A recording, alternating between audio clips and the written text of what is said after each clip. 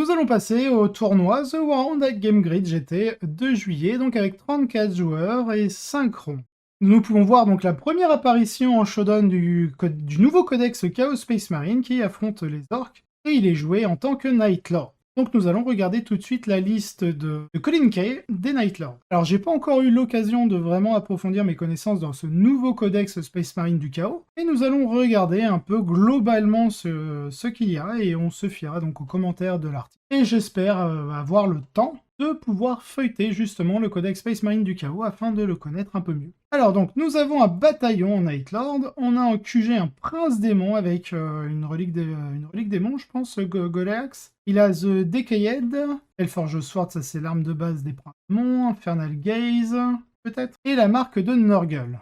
C'est le seigneur de guerre et il a des ailes. Ensuite, on retrouve un Lord discordant, donc avec Dirty Fighter, Aspiring Lord, donc il a le Banner, il gagne Intoxicating Elixir. Il me semble que c'est une relique de Slaanesh et c'est pour ça qu'il a la marque de Slaanesh. Et en dernier choix de QG, nous avons un Master of Possession avec la marque de Slaanesh, Mutated Invigoration et Pact of Flesh. En troupe, on a donc une première unité de 5 légionnaires avec le Chaos Undivided, donc le Chaos universel, pas d'équipement spécifique.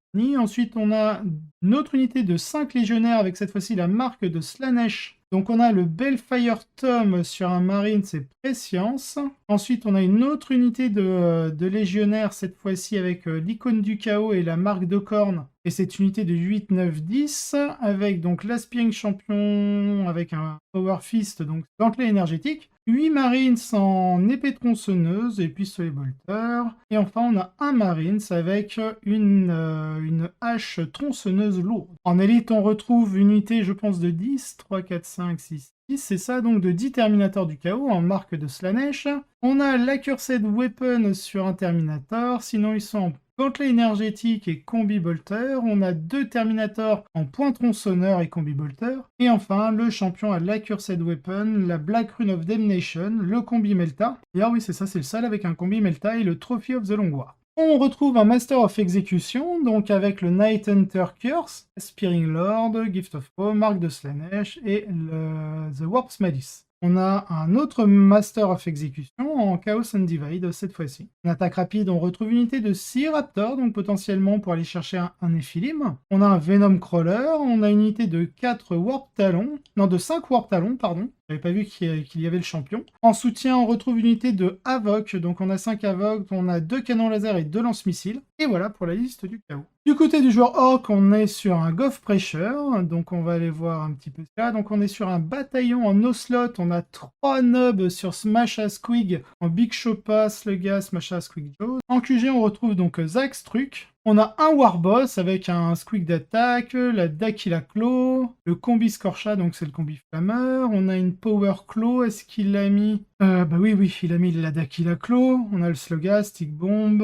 et l'Extra Gubbins. Pas de soucis. On a un World Boys avec le Warp Pass, le Dad Jump. En troupe, on retrouve donc 3 unités de Beast Naga. Donc les Beast Naga sont vraiment très intéressants en tant que troupe. Ensuite, on retrouve une unité de D-Boys avec l'amélioration Truck Boys. Donc du coup, en transport assigné, on va retrouver un truck où les boys seront dedans, ce qui va leur permettre de pouvoir débarquer, décharger, après que le truck ait avancé, ait bougé. Ensuite, on a 2 unités de Gretchen. En élite, on a une unité de commando, donc de 5 commandos, avec une griffe énergétique sur le Nobs. Ensuite, on a 3 unités de 3 méga nobs. Est-ce qu'elles sont toutes équipées de la même manière? Je regarde. Oui, ils sont toutes équipées de la même manière. Donc, le Custom Shoota, la Power Claw et le Geostic Bomb. En attaque rapide, on retrouve 3 unités de 3 Squigog Boys.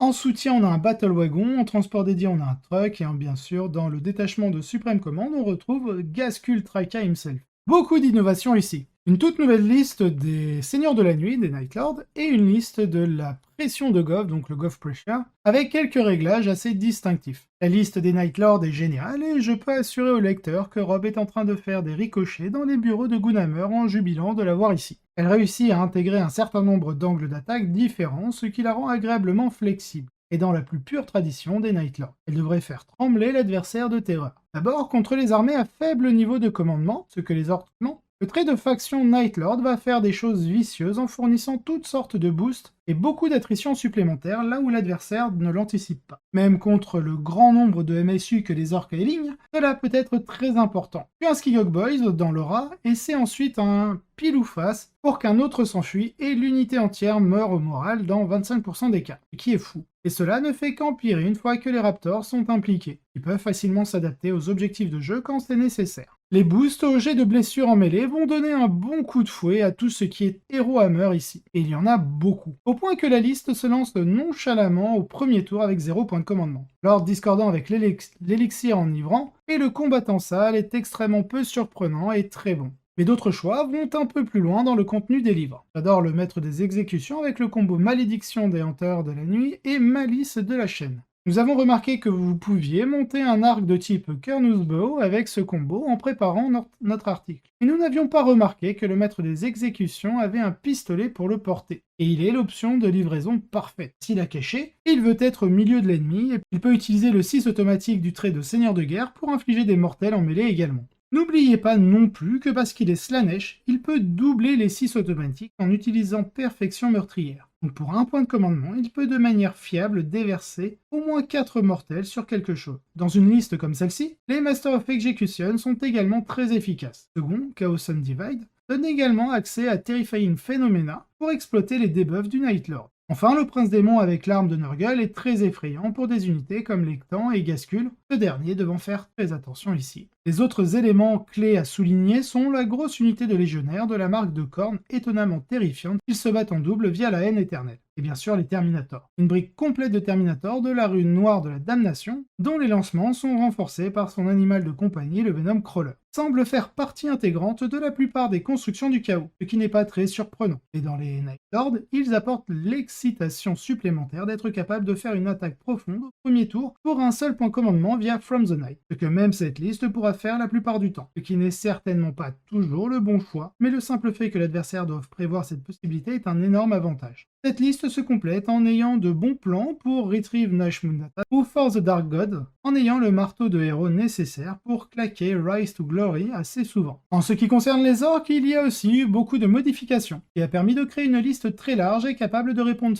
rapidement à tout ce que l'ennemi peut faire. Beaucoup de petites unités créent une certaine vulnérabilité à Grind Them Down, et cela semble avoir un peu moins d'importance que ce à quoi on pourrait s'attendre, car beaucoup des meilleurs secondaires de faction partagent une catégorie avec lui. L'avantage est que l'armée peut s'engager dans beaucoup d'endroits à la fois, et qu'elle a un énorme potentiel d'échange. Les unités de Meganob ou de Squigog peuvent volontiers aplatir une unité de Chaos Space Marine, valant bien plus de points qu'elle. Et il sera extrêmement difficile pour les seigneurs de la nuit de les esquiver tout en même temps. L'ajout de 3 Smashanobs et de Zagstruck ajoute encore plus de dépannage mobile. Nobs étant un point fort particulièrement cool, ils sont l'une des unités que j'ai le plus négligées dans mes premières impressions. Il s'avère que les mortels sur un corps relativement bon marché et rapide les rendent très amusants. C'est la moitié de ce qui se passe ici. Pendant que ces tueurs d'escarmouches s'étendent et tuent les choses, l'autre aspect que cette armée est qu'elle a une composante objectif sécure un peu plus lourde que d'autres, en chargeant tout un tas de Beast Naga Boys au milieu du tableau avec un Battle Wagon et en conservant une unité pour rester à la maison aux côtés de grottes si nécessaire. L'objectif sécurisé est définitivement un angle que les orques ont pour prendre des points au Nightlord ici. Et je pense que la configuration combinée ici fonctionne super bien. Aussi une autre liste avec de bons plans secondaires, alors que Stomp and Good semble très risqué dans ce match-up, elle est assez heureuse d'avoir Gaz qui se repose jusqu'au milieu de la partie sur un objectif proche, puis se déchaîne pour The Biggest and the Best. Assassinate est aussi fort ici. Elle a beaucoup de grottes pour Get the Good Bits, et peut potentiellement finir avec Behind Enemy Lines ici grâce à toutes les petites unités et personnages. Alors comment se positionne-t-il dans cet affrontement? Les orques ont l'avantage de pouvoir exercer un peu plus de pression sur l'objectif sécurisé et d'avoir beaucoup de menaces d'échange. L'avantage, c'est que vous êtes du chaos et que cette mission récompense la capacité à dominer le centre et ou votre objectif prioritaire. Terminators sont bien meilleurs à cela que n'importe quoi d'autre sur la table, et punissent légèrement les orques pour ne pas avoir de grosses unités de marteau, comme une plus grande unité de Squigog ou de Meganobs, en se rappelant que parce qu'ils ont le Fight First, les charger plusieurs fois n'est pas vraiment une option. Le Chaos dispose également de moyens assez fiables et flexibles pour éliminer les pièces commerciales orques une fois qu'elles émergent, risque de voir le jeu se retourner contre eux.